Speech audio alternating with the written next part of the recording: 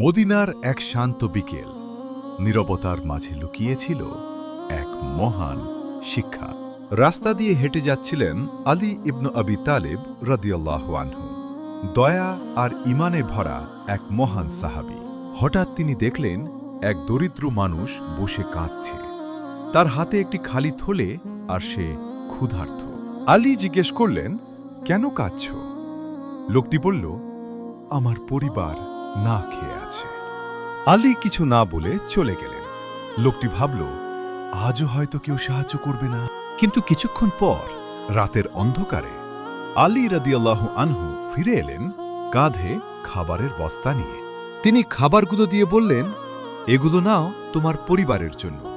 লোকটি অবাক হয়ে জিজ্ঞেস করল, আপনি কে? আলী রাদিয়াল্লাহু আনহু বললেন, আমি আল্লাহর একজন বান্দা। পরে মানুষ জানতে পারল সেই গোপন সাহায্যকারী ছিলেন আলী রাদিয়াল্লাহু আনহু।